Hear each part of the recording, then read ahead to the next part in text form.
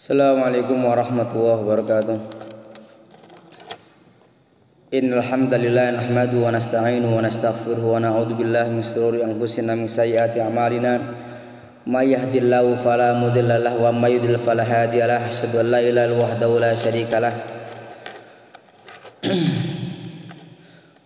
Wa asyhadu anna Muhammadan abduhu wa rasuluhu fala nabiyya wa la rasula ba'dah. Qala ta'ala fi kitabil karim walladzina jahadu fina lanahdiyannahum subulana wa inna Allaha ma'al muhsinin.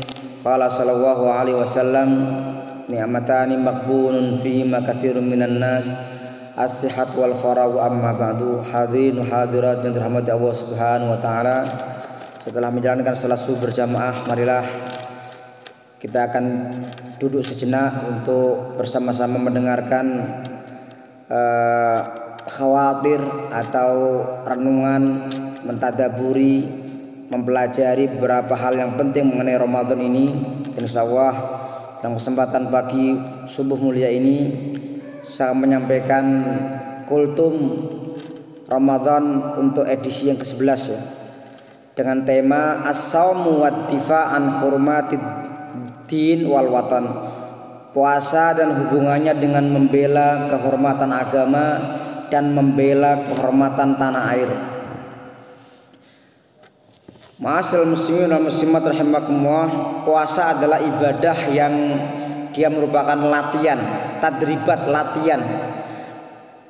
Latihan apa saja? Pertama adalah melatih kita bagaimana kita menghadapi yang namanya lapar dan haus.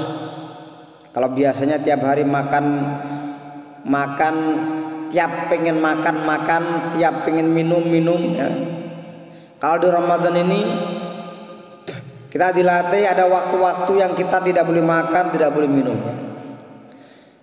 Yang kedua, tadrib muwajahatil hawa. Kita latihan untuk bagaimana menghadapi hawa nafsu kita. Jangan memperturutkan kemarahan, emosi, jangan memperturutkan hawa keinginan yang tak terbatas. Ramadan memberikan pelajaran kita mengontrol dan mengatur segala keinginan kita. Yang ketiga, tadribu muwajahati syaitan, melatih melawan musuh yang bernama setan atau iblis.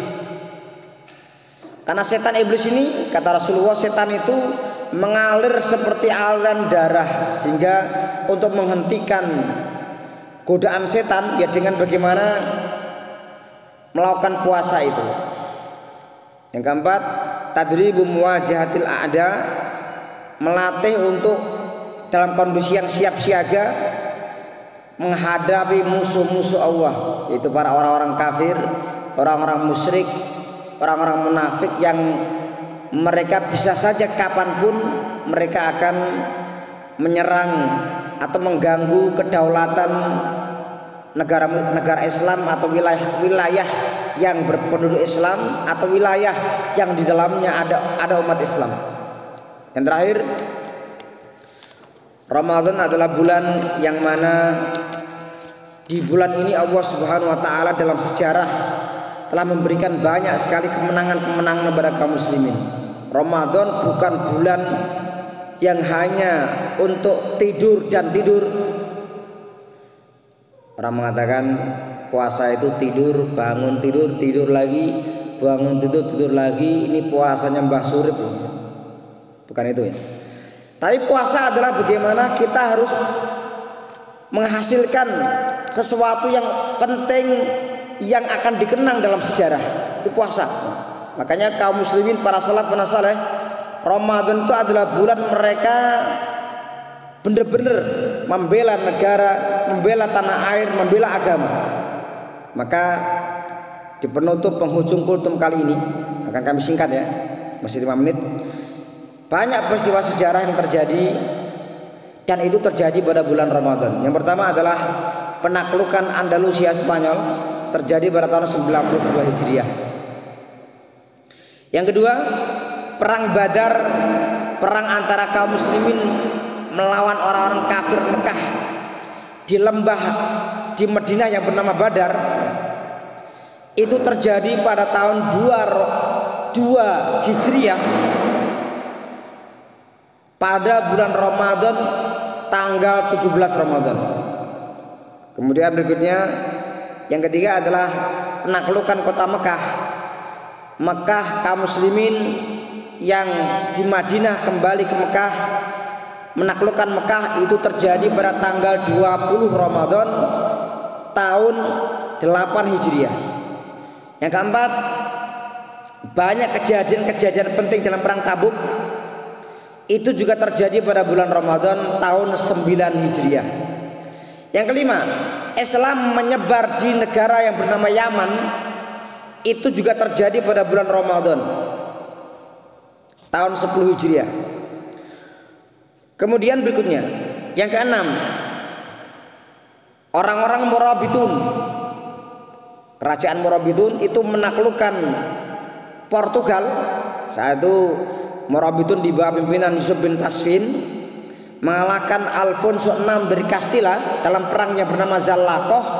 Itu terjadi tahun 479 Hijriah pada tanggal 25 Ramadan. Yang ketujuh, setelah kaum muslimin dihancurkan, dibabat sama Tartar tahun 1258 Masehi, dan kemudian Irak itu menjadi tempat yang benar-benar hancur. Banyak perpustakaan, kitab-kitab dibuang ke laut. Orang Tartar tuh nggak suka baca buku, dibuang ke laut. Akhirnya lautnya menghitam, Sungai Dajlah, Sungai Furat menghitam.